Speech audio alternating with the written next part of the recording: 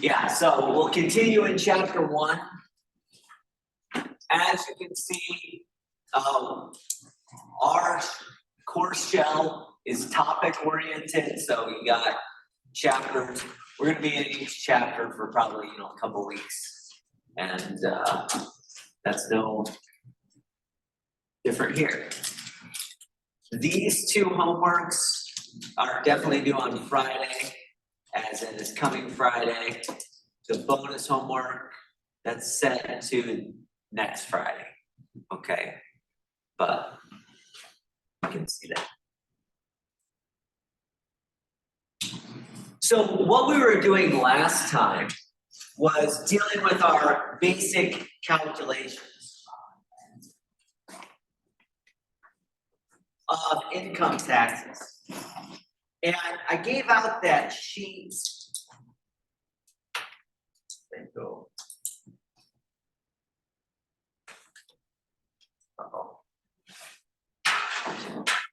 About basic tax calculations.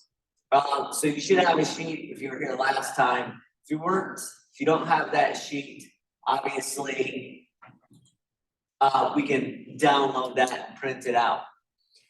But this is how taxes on the unmarried individuals are calculated. And we saw a couple of examples, right? Single person making $50,000, single person making $500,000, okay? Now, obviously, single is not the only way you can file your taxes. I'm married, my wife and I file our taxes together, all right, as what's called married filing jointly. And those tables are also on the sheet I passed out. Once again, if you're looking for that sheet, the 2020 tax rate schedule sheet is right there. Okay, so it's still in Moodle. Also, I can hand you one if you want one. They're in my office right now. But there's married filing jointly. That's the most common way to file if you're married. There is also something called married individuals who file separate returns. So married filing separately, that's also, again, on the back side of that sheet. I would say most married people probably follow jointly, but there's reasons you do one or the other. Let's do the married filing jointly example. I don't think we did this one last time, did we? We didn't do the married filing jointly.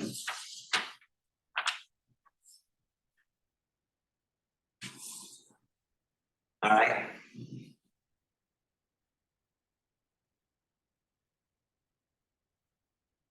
So let's say a married couple files jointly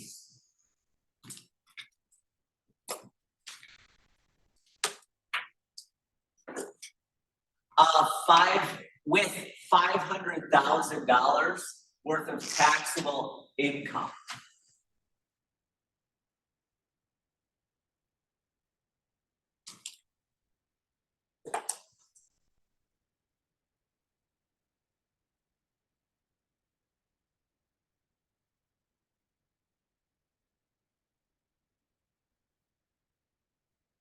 Okay, so what I would do is I would pull out that sheet and go to the married individuals filing jointly. Now, $500,000 for married individuals filing jointly puts you in that category right here. Over 414,700, but not over 622,250. So it puts you in the 35% tax bracket. Remember, that's not 35% of your income. We've calculated that a couple of times earlier. But what that 35% tax bracket says is that the tax on this person should be $94,735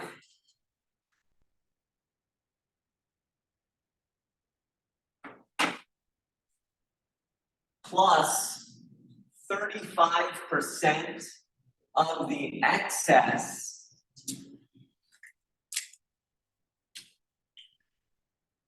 over 414,700.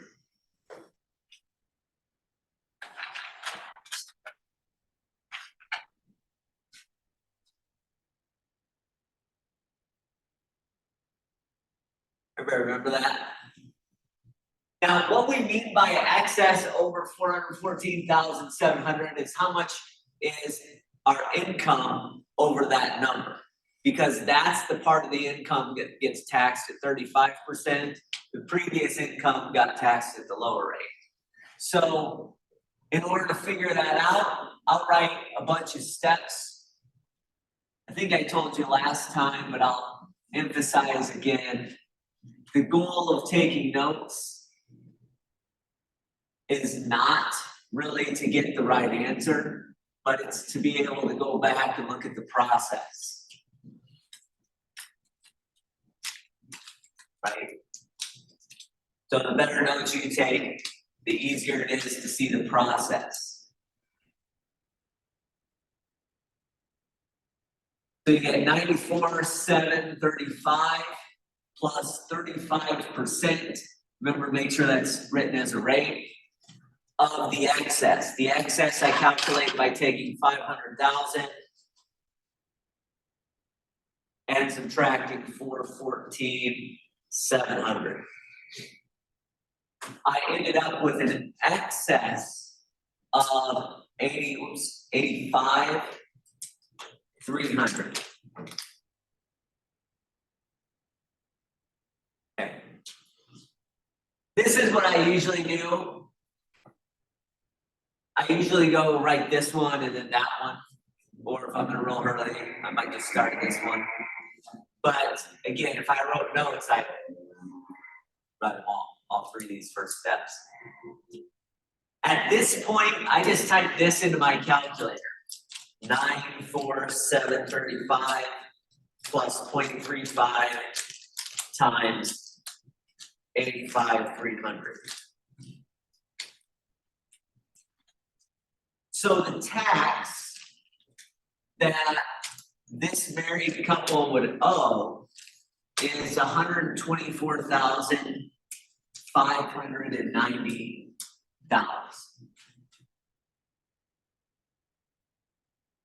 You've probably already seen in Moodle that in Moodle, what it usually does is it says dollars and then gives you a big box and you just fill in the number in that box, right? Remember, anytime you're dealing with money, round things to 2 decimal places. Is that all right? Makes sense. Good.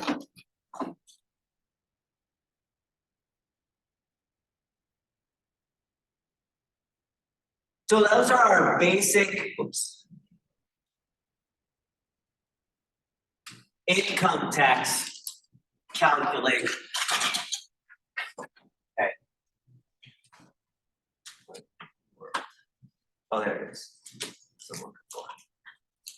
That wasn't the example we did.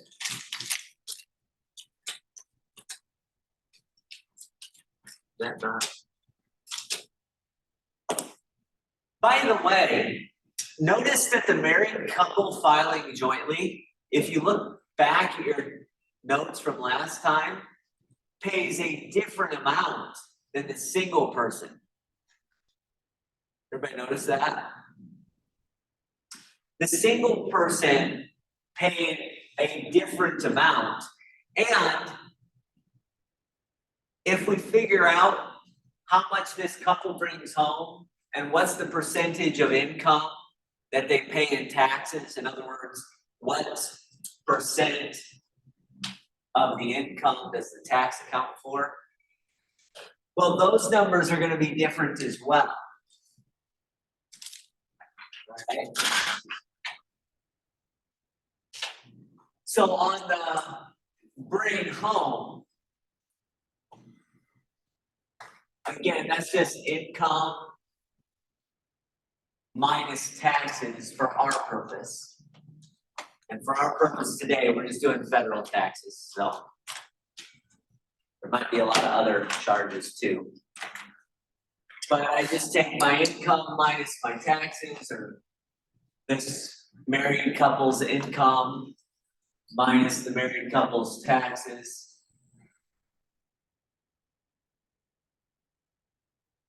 Type that into your calculator. So they bring home $375,410.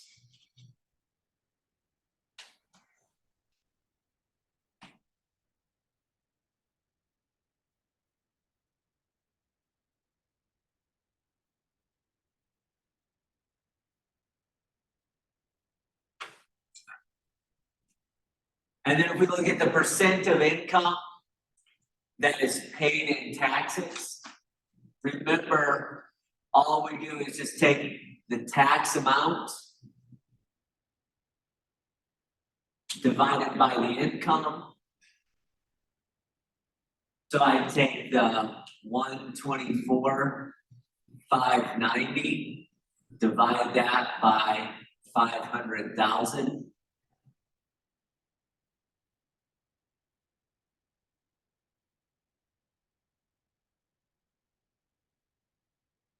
And I get 0.24918. So about, if I put that as a percentage, about 24.92% of their income goes to federal income taxes.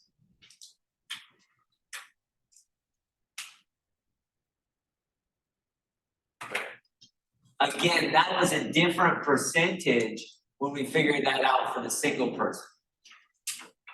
You guys remember that? When we looked at the single person, you can look back, that's a different percentage. And it's a different percentage because, you know, married filing jointly is a slightly different,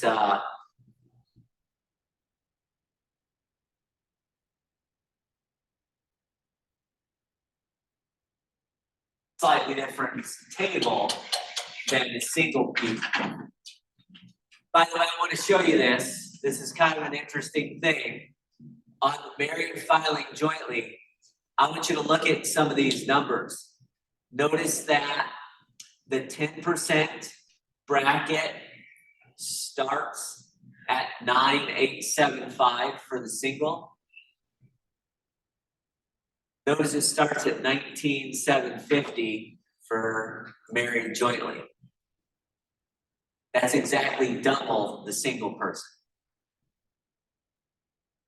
And if you go through all these tax brackets, 414,700 is the married filing jointly.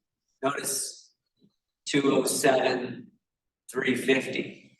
If you double 207,350, that's this, 414,700.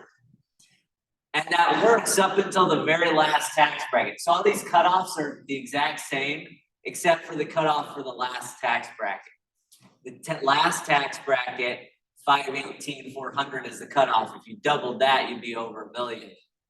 But that's not 622. Interestingly enough. So they're fairly aligned and double for at least the first, few. And then at the very end, they're off. And I want to say this also, these are the 2020 tax brackets. If you actually went back to the 2015 tax brackets, they didn't have that feature. All right.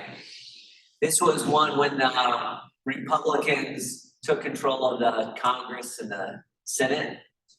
They aligned it so that it was double. The married filing jointly was essentially double the single. All right, except for that last tax bracket. So that was one of the things in their tax overhaul.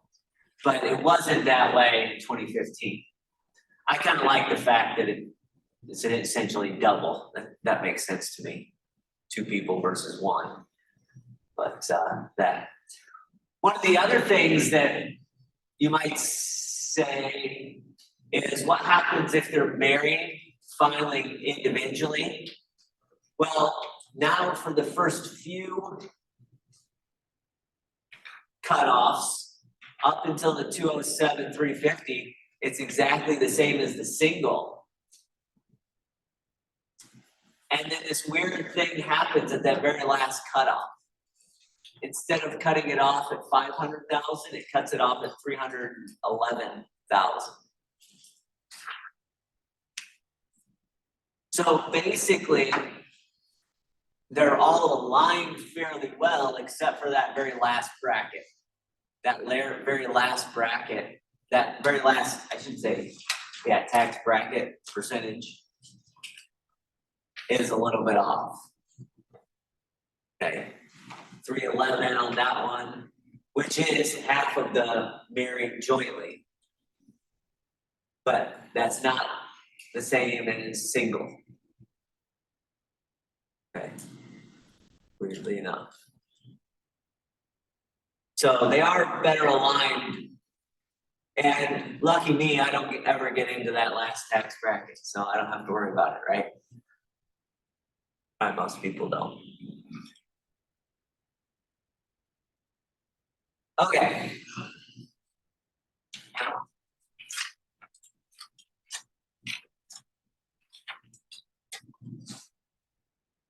So I guess that's one benefit of not being super wealthy, that tax brackets always line up for me.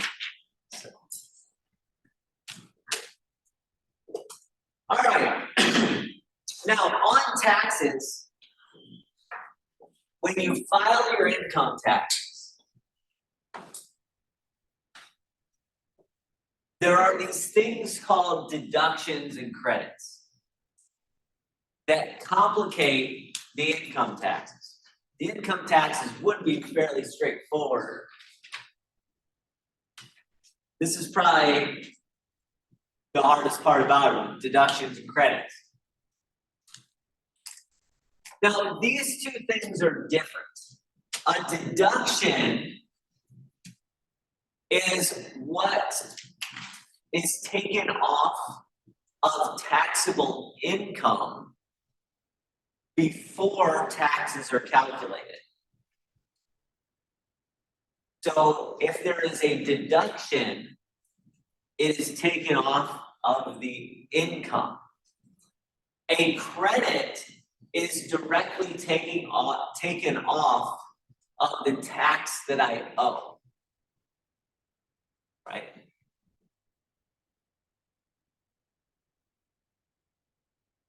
In short, I take deductions out of the owed income, out of the income, and I take credits off of the tax amount that I owe.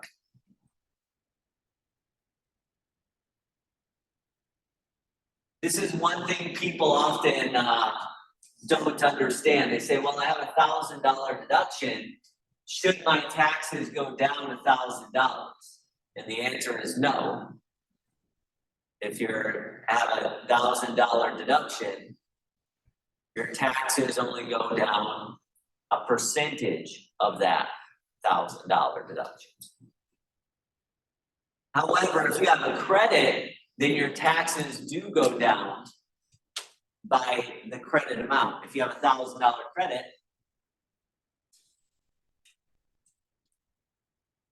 the amount you owe is going to go down by $1,000. All right. So deductions come out of income. Credit comes off of taxes. Those are the big takeaways. All right. Deductions come out of income. Credit comes out of taxes.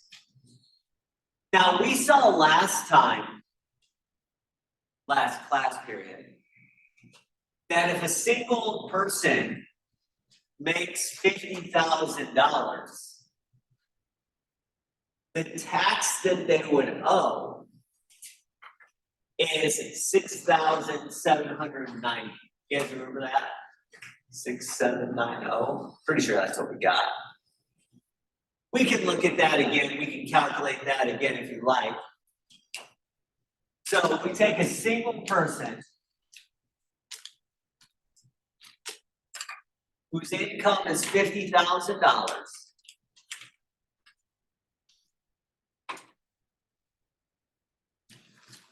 Then we go up to the single person table. Income is $50,000. That puts us in this category. So the 22% tax bracket. Again, they didn't pay 22% in taxes, they paid 22% tax bracket, which was 4617.50 plus 22% of the excess over 50,000, or not 50,000, excuse me, 40,125.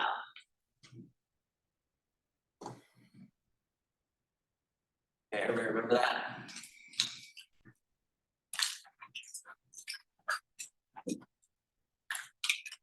Let's see, let's try to do that. So there's the tax that they owe. 22% tax bracket.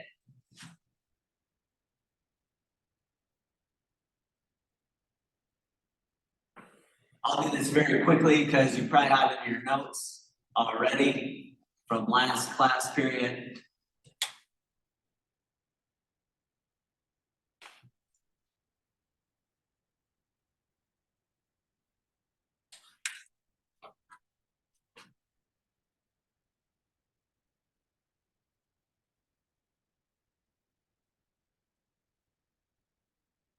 $67.90, like I said, okay?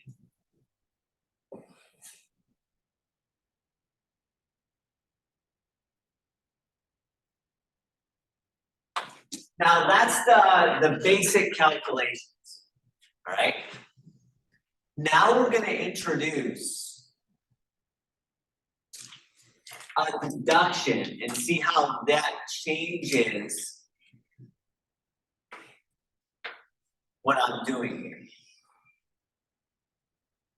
Does that make sense? So let's introduce a deduction.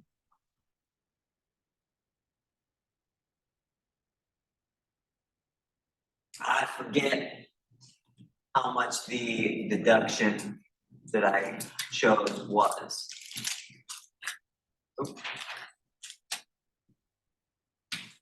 There it is.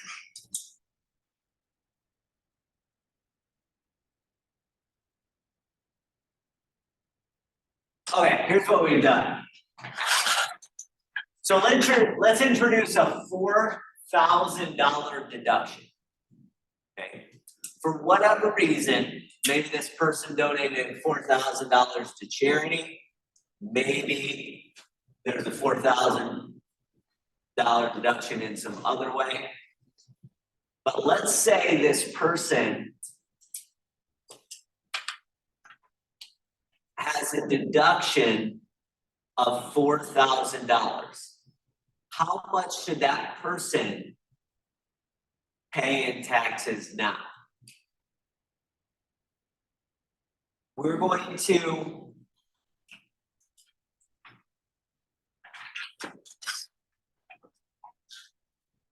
so we have a single whose income is $50,000 with $4,000 deduction.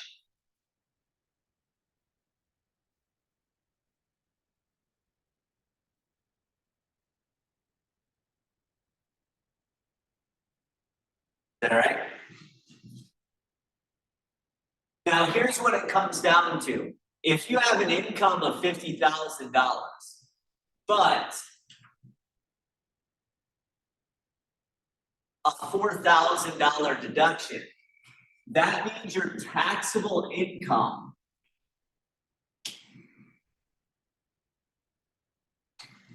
is actually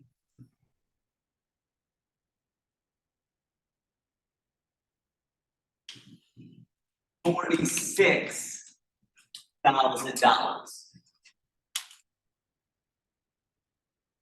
Everybody get that? So deductions come off of the income. So if your income is $50,000, you have a $4,000 deduction, your taxable income, the income you get taxed on, is now only $46,000. And then we do this exact same process that we do over here, but with a taxable income of $46,000. That makes sense? By the way, 46,000 puts us in the exact same tax bracket as 50,000. Okay, it's over 4125. So it's in that 22% tax bracket. You go look that up on your sheet. And on our sheet, it says the tax is going to be 4617.50 plus 22% of the excess over 40,125. That's what the sheet says. And that means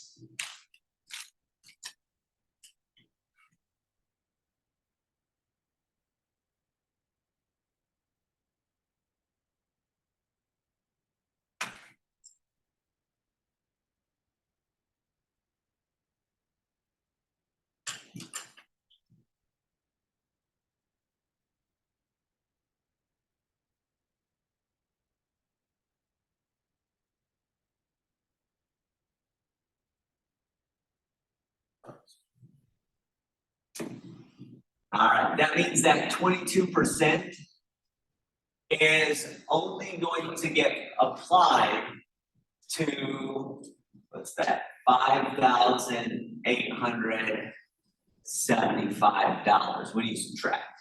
Okay.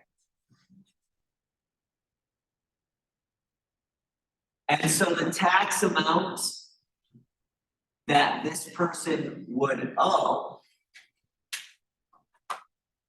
is obviously going to be less than what they owed without the deduction.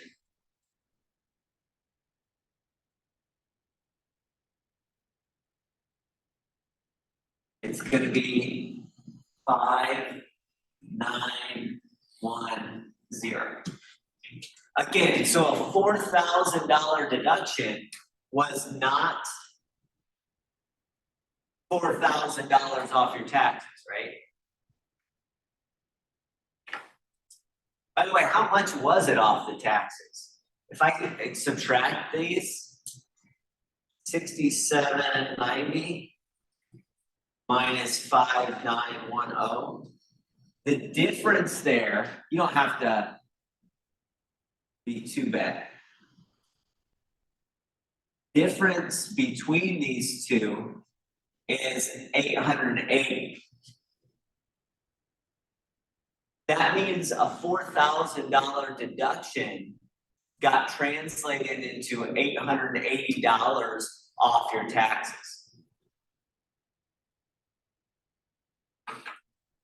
And again, just an interesting note, the reason why it turns out to be 880 has to do with 22%.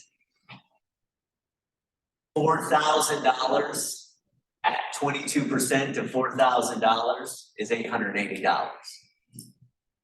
That makes sense?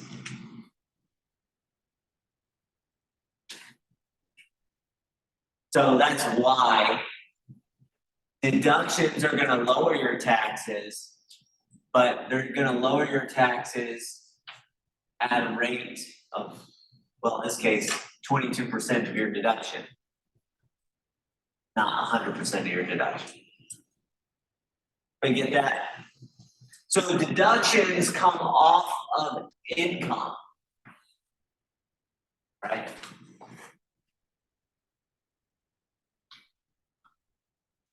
Now I am going to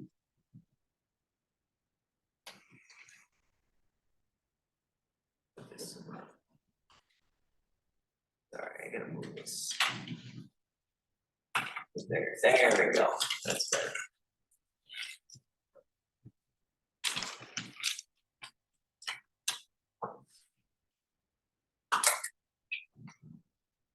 I want to actually do example 3 before I do example 2. Is that okay? All right.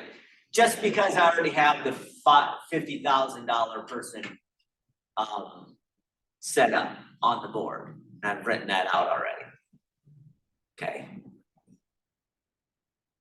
So what if a single person makes $50,000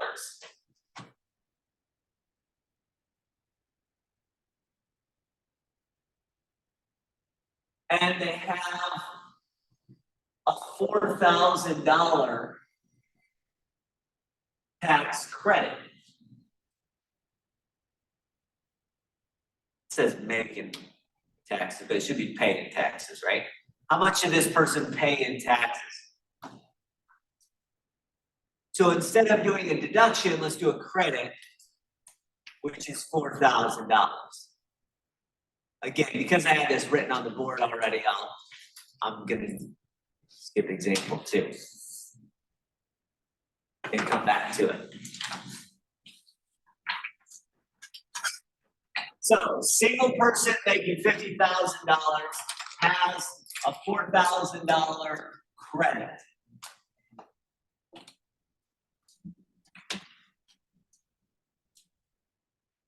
Here's what we do. We calculate the tax just like we would earlier.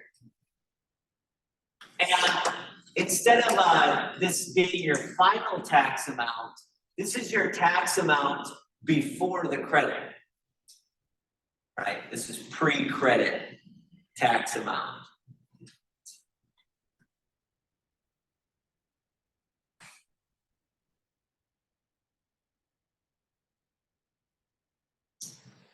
So I do the exact same calculation. And then I say, since we have a tax amount of $67.90,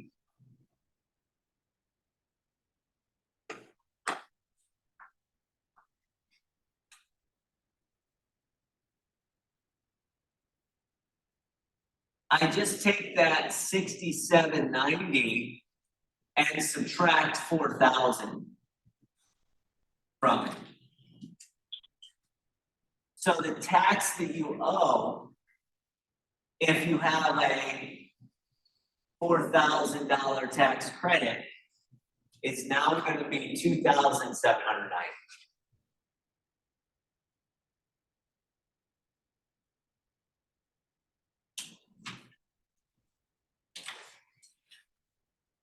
Are we okay with that? $2,790 is how much you owe after the credit is applied. So you can see the difference in the calculations. Deductions are what comes off of the income before it goes into our formula. Credits come off of our taxes after it comes out of our formula. All right.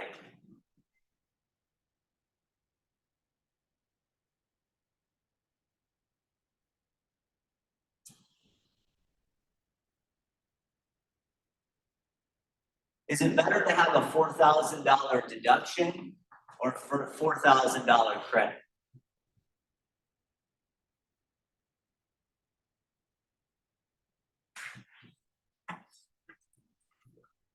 If you were the single person.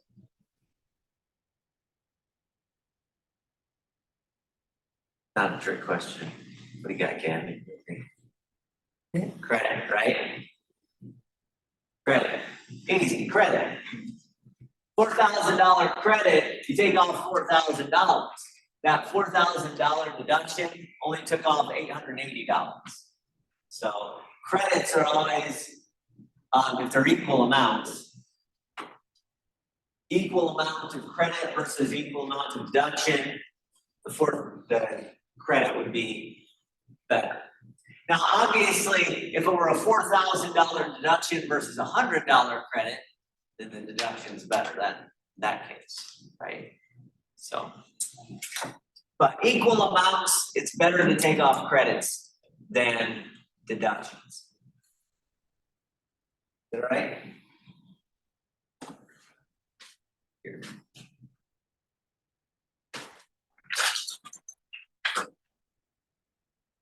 All right. Let's go back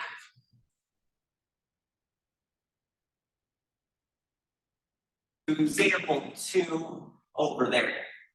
Okay, I guess I numbered those.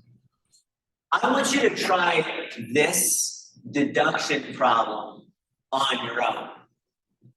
A married couple makes $112,000 and they have $6,500 worth of deductions. We're going to say they're going to marry filing jointly. Okay, so they're going to file jointly.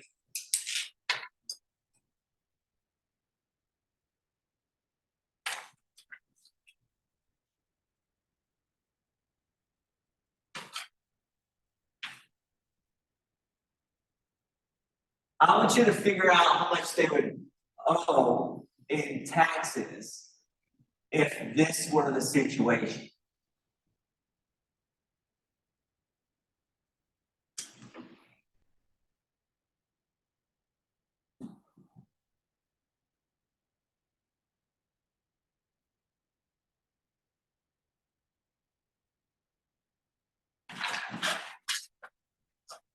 We got that written down.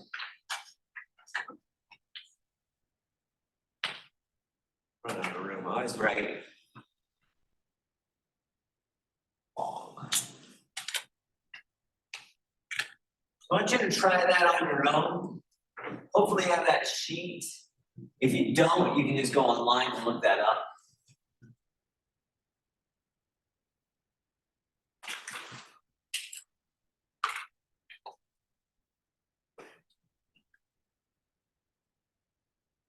It is married filing jointly.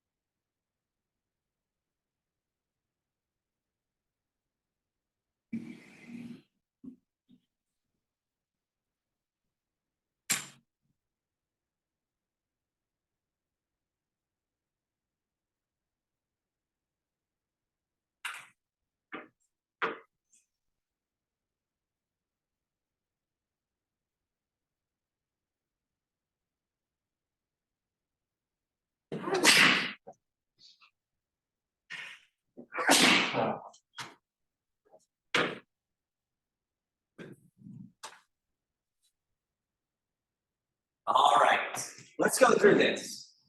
Again, as you're taking notes on these things, make sure you're trying to do the same process every time, okay? And more importantly, make sure you're labeling and doing all that. The first thing I should do is calculate my taxable income. How much of my income should be taxed? And that's always the income minus deductions. All right. In this case, that means my taxable income is $105,500. That's the number I go to my sheet with. Okay. So I go to the sheet and it says on that much income on the married filing jointly, that puts us in the 22% tax bracket.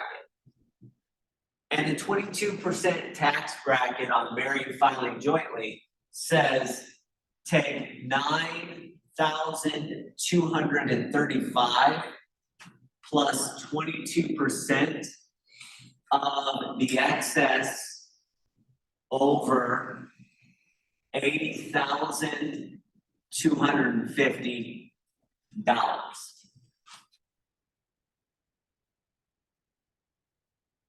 Now, what we mean by excess is how much my taxable income is above that $80,250. So I take my taxable income, subtract $80,250, and that's the part of my income that gets taxed at 22%.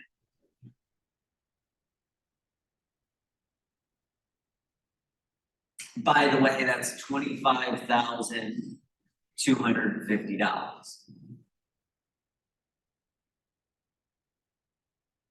I plug this expression into my calculator and I got 14,790. So the tax is going to be $14,790.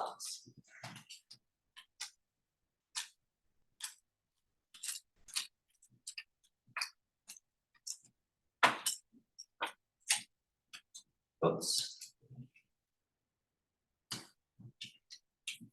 Any questions about any of that calculation stuff? Again, the more clear you can be as you take notes, the easier it's going to be not only to understand the material, but also come test time to go back and reference how to do problems. Yeah. Can we use our notes on the final exam? Yes. Yeah. So both on tests and so both on the regular unit test and on the final exam, you can use notes. You can use notes in a calculator. Grab that.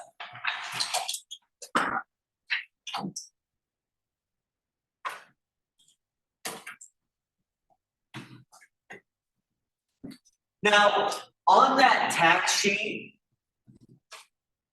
some of you have noticed it talks about something called the standard deduction. All right. Let me try to explain what a standard deduction is and in general where deductions come from. So oftentimes you get deductions on taxes for donating to charity or buying certain products or services. Okay. So if I was a really rich person and I donated a bunch of money to charity, I would write that off as a deduction.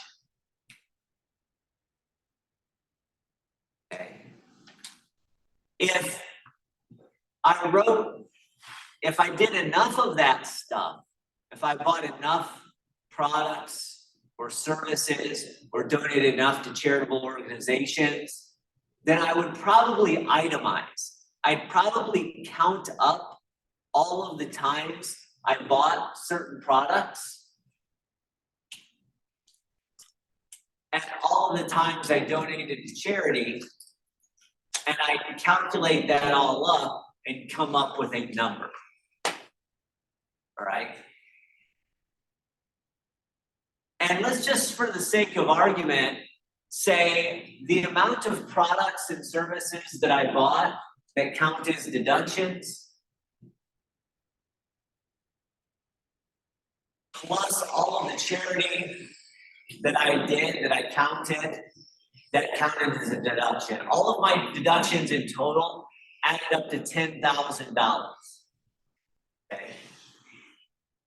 I could itemize and take $10,000 worth of deductions. However,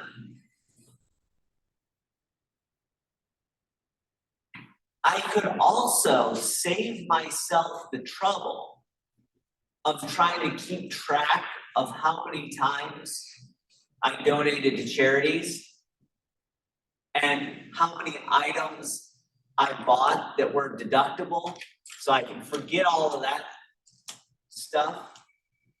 And instead, I could take a standard deduction. So a standard deduction is a deduction any taxpayer can take without having to add up all of the stuff they, donated to charity, all of the items and products they bought that are deductible. You guys understand what I mean by items and products that are deductible? Like for me, because I teach math, if I go out and buy a calculator that I use for my job with my own money, then that item would be deductible per the US tax code right now. So when I bought this calculator, I can write it off as a work expense, right? And it's a deduction. So that's what I mean by products and services. Some products and services are deductions. And if I don't want to keep track of all those purchases, I can instead just use the standard deduction. Even if I donated $0 to charity and bought no items that were deductible, I can still take the standard deduction. And for single individuals or unmarried individuals, that standard deduction is $12,400 in 2020. And in 2020, the standard deduction was $24,800 for married people filing jointly, which is obviously just double, right? Everybody get that? And the standard deduction just makes your life simpler. You don't have to keep track of all that charity. Now, obviously, if you donate lots and lots and lots of money to charity, you're not going to take the standard deduction. If you're super rich, you donate $100,000 to charities, well, you're going to itemize. You're going to write all those things down. Because that 100,000 is way more than the 12,400, right? But for lots and lots of people, the standard deduction comes out more than what their typical deduction would have been. In fact, that was the purpose. Again, just to go through a little bit of history, in 2016, 2017, maybe it's 2017, when the taxes were rewritten, they really increased the standard deduction so less people had to keep track of all their charitable giving, right? Most people donate under 12,400, deduct under 12,400. Okay, makes sense.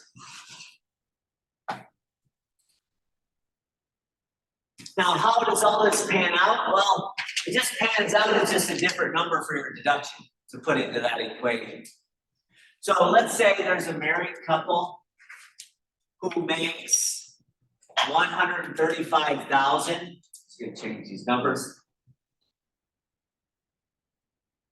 And instead of itemizing, they take the standard deduction of 24,800.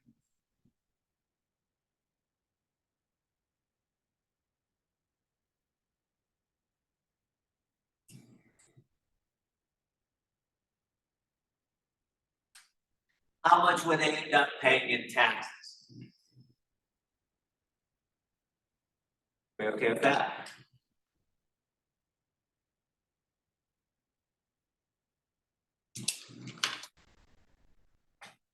Keep right behind my screen, but that's all right. So if this is a married couple, income is 135,000, you take 135,000, take off your standard deduction. Now again, the game is, if you take off a standard deduction, there's no other deductions that count, right? So you can't take off anything else. You either itemize or you take the standard deduction. Most people take the standard deduction. And the taxable income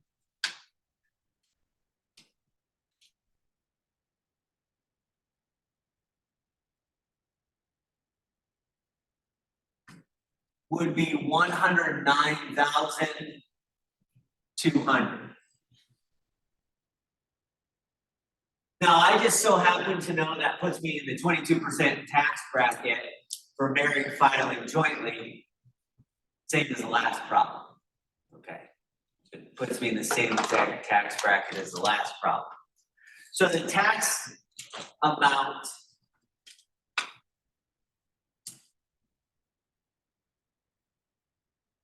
in that 22% tax bracket is still going to be 9,235 plus 22% of the excess over 80,250. The excess over 80,250 is going to come from how much is the taxable income of 109,200 over 80,250. So I subtract my taxable income from that 80,250 and $28,950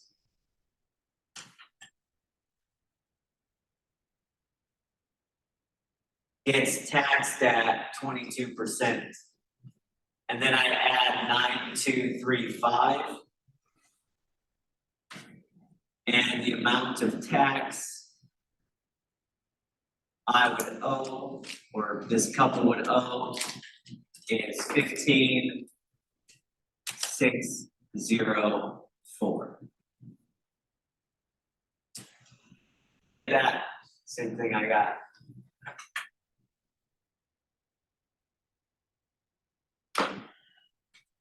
All right. So the standard deduction is just a deduction I can use in that. In those calculations.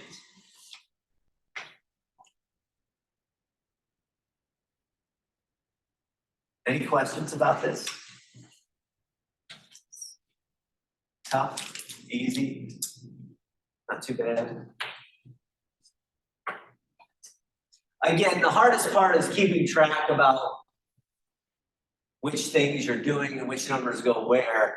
And the more process, the more you keep the same process every time, the easier it's going to be to keep track of those things.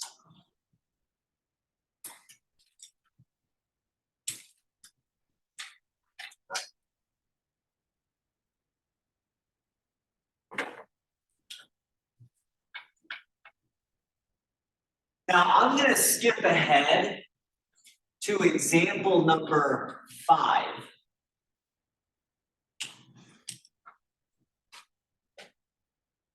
Now that we've done some deductions and we've done one credit example, let's mix and match.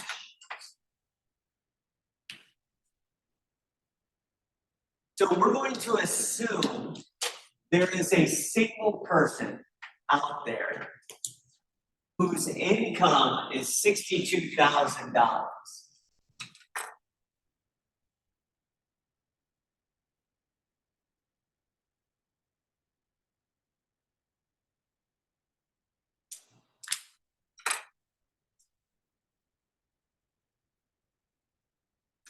They're going to take the standard deduction, which is $12,400.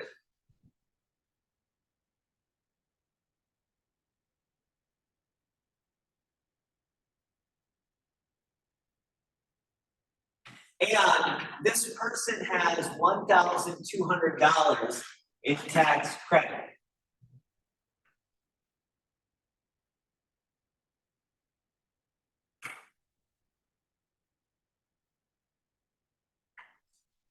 How much should this person pay in taxes?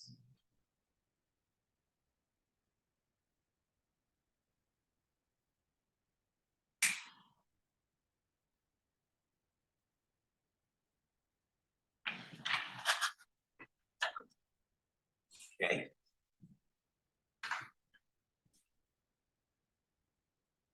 So the first thing we got to do is we got to say, okay, single person.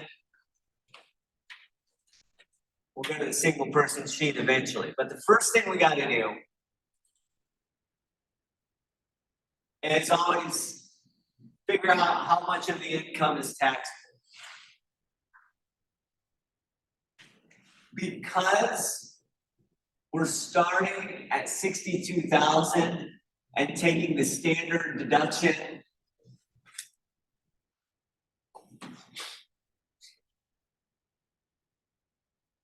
the amount of taxable income is just 62,000 minus 12,400, which gives me a taxable income of 49,600.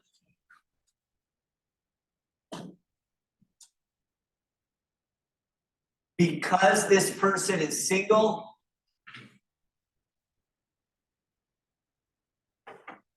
I don't know if you guys can read that or not, but because this person is single,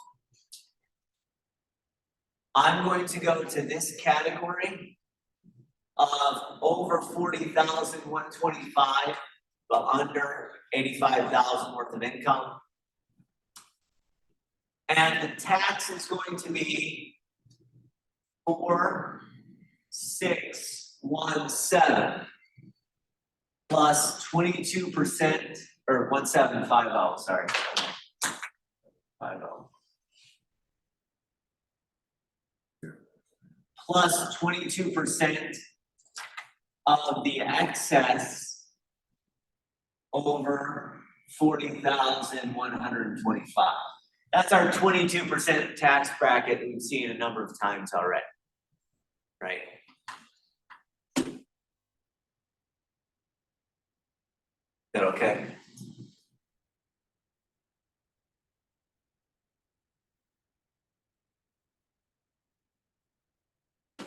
So we do our calculations. 4,617.50 plus 22%. Now the excess is going to be taxable income minus 4125. So 49,600 minus 4125. That comes out to 9475.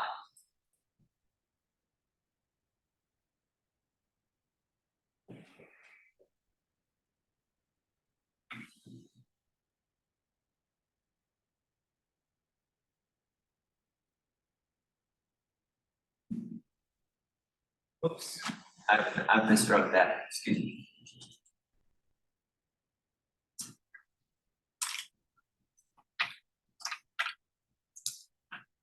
Everybody else get 6,702. Now remember, that's the tax before credits.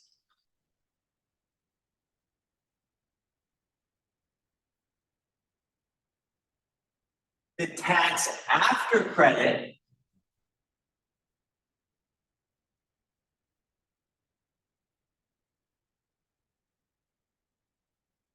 is going to be 6,702 minus the 1,200. So the amount that you owe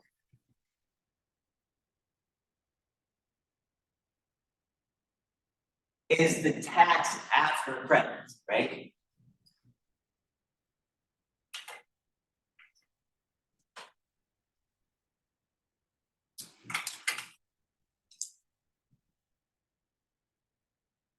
Or you can just write tax after credits are applied. Doesn't matter.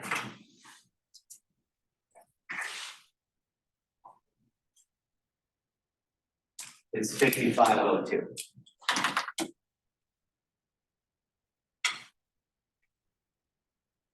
We okay with that?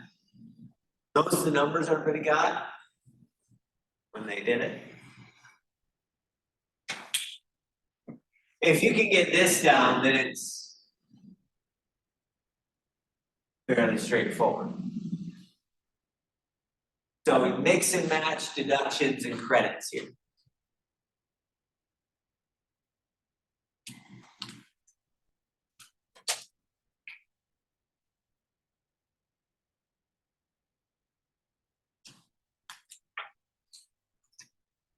All right. I want you to try example 6 on your own.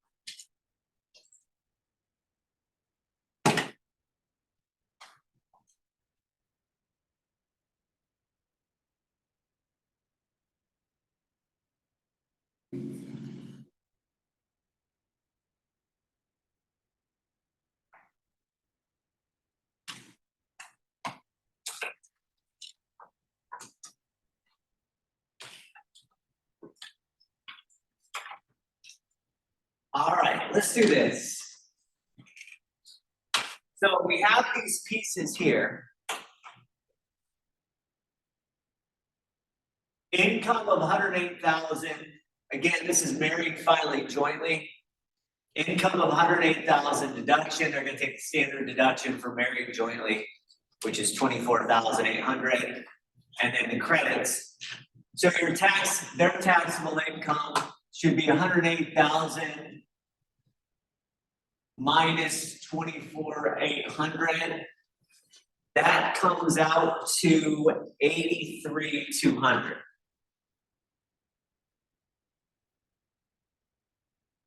And once again, we're in the 22% tax bracket for married jointly. Okay. By the way, I know a lot of these examples fell into the 22% tax bracket. Don't assume they're always going to fall into the 22% tax bracket. Okay. Lots of them won't. So 22% tax bracket says the tax, this is pre-credits, is going to be 9,235 plus 22% of the excess over 80,250. So we take 9,235 plus 22% of my taxable income minus 80,250. So the portion of the income that's getting taxed at that 22% is only 2,950. The rest is getting taxed at a lower amount, right? Lower percentage. When I type in this expression to my calculator, I end up with a tax of 9,884. That's before credits.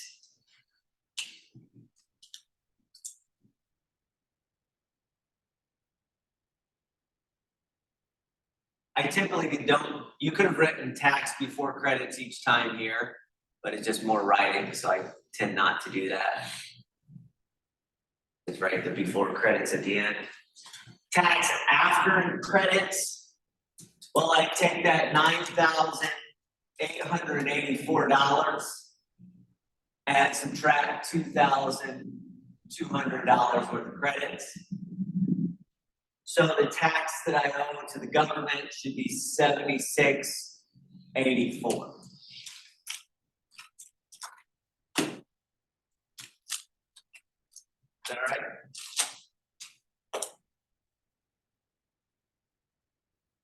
Starting to get systematic now. Hopefully once you do enough of these examples, you say, oh yeah, that's pretty straightforward now.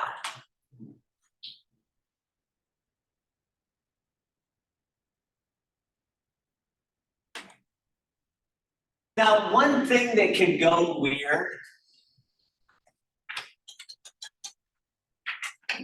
is on these tax credits, there is a weird situation in which the amount of credits that I have exceeds the amount of taxes before credits. So when I do the calculation in the system, the tax after credits becomes negative. Does that make sense?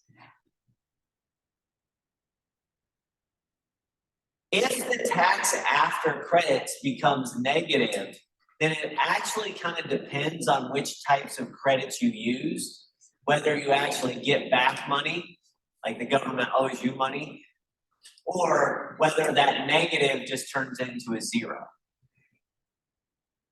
If that negative just turns into a zero, that means you have non-refundable tax credits.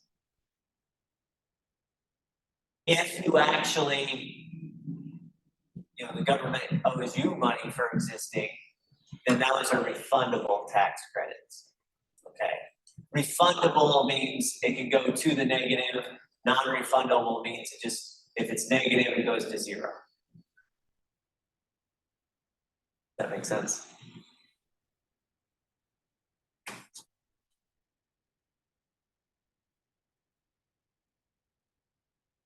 That's not something we're gonna deal with a lot in this class. In fact, for most people, that's never an issue, okay? For most people, that would be, to get that many tax credits would be silly, that it goes down to zero. What we're gonna do, and we'll start with this next time, is deal with income tax returns. All right? This just adds one more step to the process.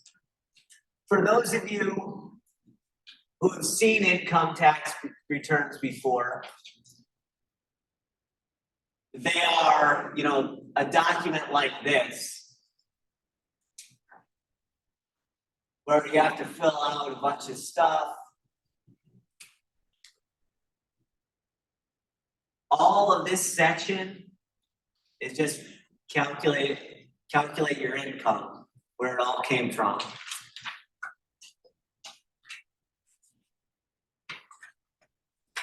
All of this section is just taxes, credits.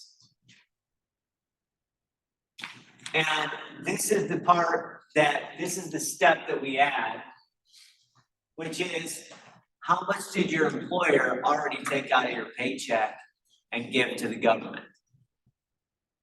That makes sense? And that's the next step in this, to say, well, when you're filing an income tax return, you owe $7,684.